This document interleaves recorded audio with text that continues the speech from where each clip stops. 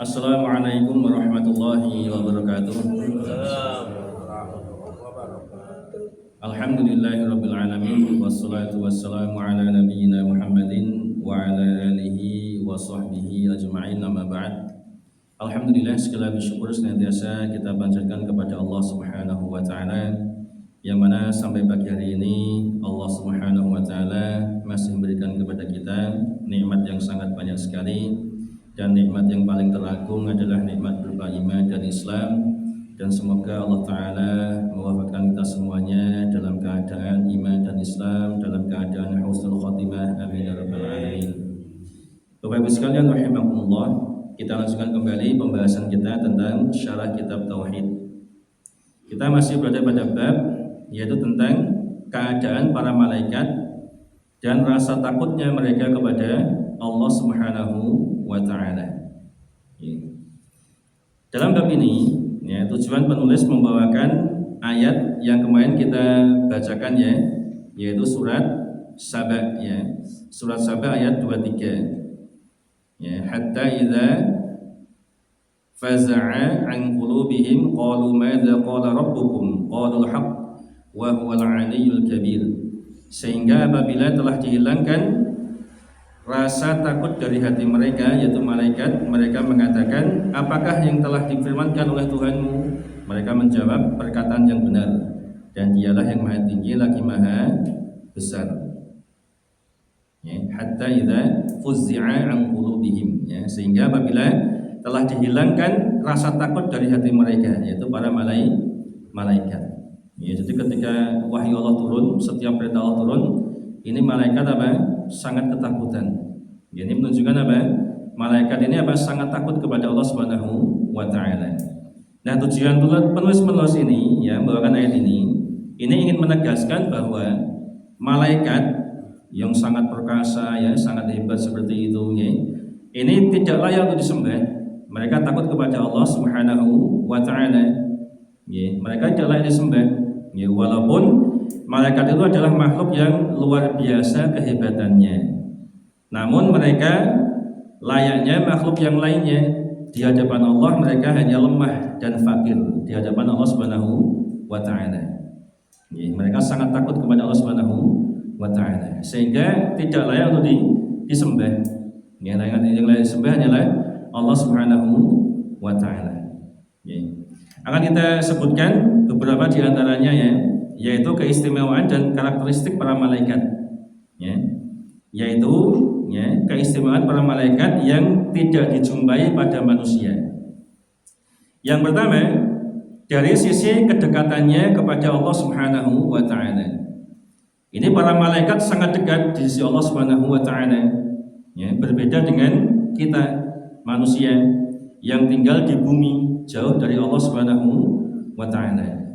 Dan Allah Subhanahu wa taala sering bertemu dan berbicara dengan para malaikat.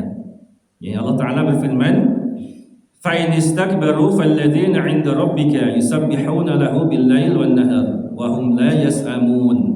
Jika mereka menyombongkan diri, maka mereka, yaitu malaikat yang di sisi Tuhanmu, dekat dengan Allah Subhanahu wa taala, bertasbih kepadanya di malam dan siang hari, sedang mereka tidak jemu-jemu.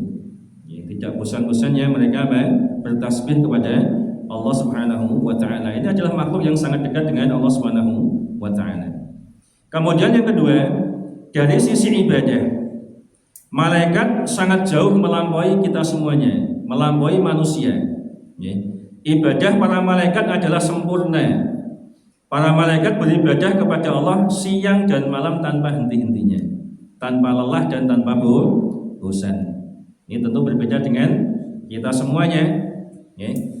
Kita sering bosan, kita sering bosan.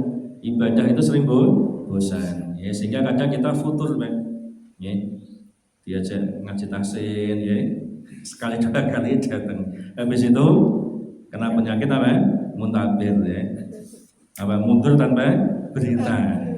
Ucuk-ucuk kalong gitu Dan juga dengan yang lainnya ibadah, sholat, kita ngaji, awalnya semangat, lalu bosan, awalnya 10 lembar, lama-lama 5 lembar, lama-lama 1 lembar begitu ya. Bentino ngaji bosen begitu. Ya, itulah manusia. Beda dengan para malaikat. Allah Ta'ala berfirman dalam surat Al-Anbiya, yusabbihuna al-laila wan nahara la yafturun. Mereka selalu bertasbih malam dan siang, tiada letih-letihnya. Ya, tidak ada capeknya para malaikat. Memang ciptakan Allah itu apa? Terus berzikir kepada Allah Subhanahu wa taala. Manusia capek. Ya, capek dan bosan manusia. Ya. Ini sisi apa? Dari sisi ibadah. Malaikat apa? Jauh melampaui manusia. Ya. Kemudian yang ketiga, dari sisi kesolehan. Ya, dari sisi kesolehan. Yaitu para malaikat adalah makhluk yang tidak pernah bermaksiat kepada Allah Subhanahu wa taala, selalu taat kepada Allah Subhanahu wa taala. Ya, Allah Taala berfirman dalam surat At-Tahrim ayat 6. Ya ayyuhalladzina amanu qu anfusakum wa ahlikum nar wa quduha an-nas wal hijarah 'alaiha malaikatun ghiladun shidad la ya'suna Allah ma amarahum wa yaf'aluna ma yu'marun. Hai orang-orang yang beriman, peliharalah dirimu dan keluargamu dari api neraka yang bahan bakarnya adalah manusia dan batu. Penjaganya malaikat-malaikat yang kasar, keras dan tidak mendurhakai Allah terhadap apa yang diperintahkannya. La ya'suna Allah ma amarahum. Mereka tidak mendurhakai Allah, tidak pernah bermaksiat kepada Allah terhadap apa yang diperintahkan oleh Allah Ta'ala kepada mereka, dan selalu mengerjakan apa yang diperintahkan, dan mereka selalu mengerjakan apa yang diperintahkan Allah Subhanahu wa Ta'ala, tidak pernah membangkang, tidak pernah bermaksiat. Berbeda dengan manusia ya. Betapa banyak perintah Allah yang kita langgar, yang kita sering bermaksiat, sering membangkang terhadap perintah Allah Subhanahu wa Ta'ala. Jadi dari sisi kesolehan, ini para malaikat apa? Ini makhluk yang sangat taat kepada Allah, tidak pernah bermaksiat kepada Allah Subhanahu wa Ta'ala. Kemudian yang selanjutnya dari sisi fisik. Yang pertama, malaikat diciptakan lebih dulu dibanding manusia. Ya, malaikat diciptakan lebih dahulu dibanding manusia. Nabi SAW bersabda, "Khuliqatil malaikatu min nur wa khuliqal jannu min marijim min nar wa khuliqa Adamu mimma wusifa lakum." Malaikat diciptakan dari cahaya, jin diciptakan dari api, dan Adam diciptakan sebagaimana telah dijelaskan kepada kalian, yaitu dari tanah. Hadis riwayat Imam Muslim. Jadi luar biasa Allah. Ya. Malaikat diciptakan dari cahaya, dan malaikat ini tidak makan dan minum. Malaikat tidak makan dan minum. Tapi meskipun demikian, energi mereka tidak pernah habis. Jadi sungguh hebat ya cahaya Allah ini ya, yang Allah ciptakan sebagai sumber ciptaan malaikat. Enggak makan minum, tapi mereka energi mereka enggak pernah habis. Jadi ini makhluk yang sangat spesial. Kemudian yang kedua, dari sisi fisik, malaikat memiliki sayap. Ini juga ya sifat yang tidak dimiliki manusia. Mereka memiliki sayap. Allah Ta'ala berfirman dalam surat Fatir ayat 1. Alhamdulillahi fatiris samawati wal ard ja'ilil malaikati rusulan uli ajnihatin masna wa thulatha wa ruba' yazidu fil khalqi ma yasha' innallaha ala kulli syai'in qadir. Segala puji bagi Allah pencipta langit dan bumi yang menjadikan malaikat sebagai utusan-utusan yang mempunyai sayap. Jadi Allah sendiri mengatakan malaikat punya sayap. Masing-masing ada yang masna, ada yang 2, wa thulatha, ada yang 3, wa ruba, ada yang 4. Allah menambahkan pada ciptaannya apa yang dikehendakinya. Sesungguhnya Allah Maha Kuasa atas segala sesuatu. Jadi ini yang mengabarkan siapa? Allah Ta'ala. Maka wajib kita imani. Adapun wujudnya seperti apa? Wallahu a'lam. Ini termasuk hal yang gaib. Yang jelas kita imani. Ada yang sayapnya 2. Ya kalau 2 kan mudah dibayangkan ya, kanan dan kiri. Nah kalau 3, wallahu a'lam. Yang jelas ada yang 3. Seperti apa bentuknya? Wallahu a'lam. Yang jelas ada yang 2, ada yang 3, ada yang 4. 4. Bahkan malaikat Jibril banyak sekali sayapnya. Ya, jadi malaikat punya sayap. Tapi jangan dibayangkan seperti film-film itu ya. Ya, beda ya. Yang jelas punya sayap ya, punya sayap. Tapi seperti apa? Wallahu a'lam. Jadi makhluk yang gaib, bahkan malaikatnya lebih gaib dibanding jin, Pak. Ya. Jin itu ya, jin setan itu ya. Itu kadang kehadirannya itu kadang kita masih bisa merasakan gitu. Kadang kita lewat kuburan ya, tahu-tahu apa ya? Kok merinding ya. Wah, jauh-jauh anak jin ya. Kadang masih terasa di tempat angker, kadang kita bulu kuduk kita apa? Merinding, Pak. Ini kadang kita masih bisa, padahal termasuk makhluk yang gaib ini jin, Pak. Sedangkan malaikat itu kehadirannya sama sekali apa? Enggak terasa, Pak. Ya, jadi malaikat itu lebih gaib dibanding apa? Jin. Ya, luar biasa. Ya. Dan karena mereka punya sayap, maka malaikatnya bisa terbang dan bergerak lebih cepat dibanding jin. Ya. Dari bumi mereka terbang ke langit. Ya, cepat sekali. Begitu juga dari langit ke bumi. Ya. Bolak-balik mereka sangat cepat. Dan jin tidak mampu seperti itu. Maka ketika jin mereka ingin mencuri dengar ya tentang firman Allah, mereka apa? Numpuk-numpuk, Pak, jin itu, Pak. Okay. Numpuk-numpuk, Pak, mereka. Okay. Kalau malaikat cepat langsung, Pak. Okay. Jin tidak bisa, sehingga mereka tumpuk-tumpuk sehingga sampai ke langit ingin mencuri dengar dari Allah Subhanahu wa taala. Okay. Kemudian besarnya tubuh malaikat ini juga luar biasa. Okay. Seperti di antara malaikat Jibril alaihissalam, ya, ini bentuk aslinya, ya, Nabi pernah diperlihatkan 2 kali. Dan beliau mengisahkan bahwa Jibril bentuk aslinya sangat besar sehingga sampai menutupi langit, besar sekali. Ya, sayapnya banyak sekali. Ya, ini luar biasa. Ya. Kemudian Nabi juga pernah bersabda tentang malaikat pemikul arsy. Ya, arsy-nya Allah Subhanahu wa taala. Ini ada malaikat yang memikul. Ya. Ini sebagaimana sabda Nabi sallallahu alaihi wasallam, telah diizinkan kepadaku untuk menceritakan tentang satu malaikat dari malaikat-malaikat Allah yang memikul arsy. Sesungguhnya antara daun telinganya hingga pundaknya ini jarak perjalanan 700 tahun. Ya, ini sahih riwayat Abu Dawud. Ya, jadi daun telinga sini ya sama pundak. Jaraknya berapa? 700 tahun, Pak. Lalu bagaimana dengan ujung rambut sampai ujung kaki? Gak kebayang betapa besarnya malaikat Allah. Ya. Lalu bagaimana dengan Allah Subhanahu wa taala? Ya. Jadi Allah ini apa? Maha besar. Ya. Ini luar biasa ya. Ini para malaikat. Kemudian dari sisi kekuatan, malaikat sangat kuat sekali. Ya. Kita tidak ada apa-apa dibanding malaikat. Bahkan di antara kisah diadabnya kaum Nabi Lut, ya, kaum Nabi Lut alaihissalam. Ini malaikat mengangkat negeri kaum Nabi Lut. Kemudian apa? Dibalikkan, Pak, dengan sayapnya, diwalik itu, Pak. Sak kampung itu diwalik dengan sayapnya.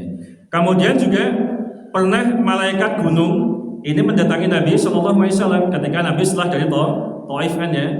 Nabi dakwah di Taif ditolak ya, dilempari batu yang berdarah. Kemudian beliau sedih. Kemudian datang malaikat siapa? Malaikat gunung, Pak, menawarkan bantuan kepada Nabi SAW. Menawarkan, ya, yaitu apa? Menawarkan untuk mengangkat 2 gunung, ya, supaya apa? Untuk ditimpakan kepada kaum musyrikin penduduk Taif. Coba, Pak, 2 gunung diangkat dibelengke ning Taif. Itu saat Nabi mengiyakan, itu mudah sekali malaikat habis itu penduduk Taif. Ya, tapi ini menunjukkan apa? Betapa rahmatnya Nabi kita Muhammad sallallahu alaihi wasallam. Beliau tidak mau, Pak. Beliau berharap apa? Semoga nanti apa? Dari keturunan mereka ini apa? Akan muncul apa? Keturunan yang mentauhidkan Allah Subhanahu wa taala. Beliau masih berharap kebaikan, Pak. Nggih. Iki nek mbah-mbahe ngeten iki wangel dikandani nggih bahasa kita nggih. Muga-muga apa? Engko putu-putune iki apa? Bisa lebih baik. Nggih, ini mbah-mbah angel karena sudah apa? Sudah sangat apa istilahnya ya? Berkarat gitu ya. Kesyirikan sudah sangat berkarat, Pak. Angel sulit itu apa? Merubah. Makanya orang kalau sudah berkarat ya kesyirikannya, Pak, apalagi sudah dibungkus dengan tradisi jahiliyah, Pak, budaya, itu sulit sekali, Pak. Ya kita sampaikan ini kesyirikan, Pak. Wes tradisi ini baik, biar ngene iki wis rasane aneh. Engko nek gak mau ngene to kok iso gawat iki desane kan begitu nggih. Wis iki ngene iki tradisi niki aja di otak-atik gitu, Pak. Angel, Pak, seperti ini.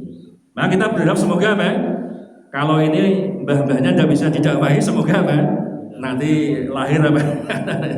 Jadi dakwah itu nggak boleh potongan, Pak. Pak iki dikandani angel meni wong ora tetes dalil. Jangan kita tetap berharap semoga nanti akan ada keturunan lebih baik mau menerima dakwah tauhid begitu. Begitu juga dengan Nabi SAW. Dan ternyata sekarang kita lihat penduduk Taif, ya, orang-orang yang bertauhid mereka. Ya, seperti itu ya. Jadi dakwah itu ini jangan mutungan, Pak, ya. Teh ora terima terus mutung, wis rasa dakwah wae turun nang omah dikandani dua angel kabeh. Ya. Ngajar tasin ya gitu, nek mutungan nggih repot gurune, Pak. Dia jadi angel mbah Pak wis ngaji dhewe ngono. Repot nanti, Pak ya. Ya sabar. Ya, ini kalau mbahnya tidak bisa, mudah-mudahan nanti anaknya bisa lebih pintar bacanya. Seperti itu, Pak. Ya. Nanti gurunya meninggal, semoga anaknya ada yang meneruskan ngajar. Terus pokoknya terus berharap, Pak. Ya seperti itu. Ya jangan mutungkan, Pak. Ya seperti itu. Ya, kemudian ya jadi ini semuanya artinya apa? Artinya malaikat yang begitu istimewa ya, begitu istimewa tadi ya, lebih soleh ya, lebih besar perkasa, tidak benar masuk kepada Allah. Itu aja kita tidak boleh menyembah, tidak boleh sembah. Mereka aja takut kepada Allah Subhanahu wa taala, Pak.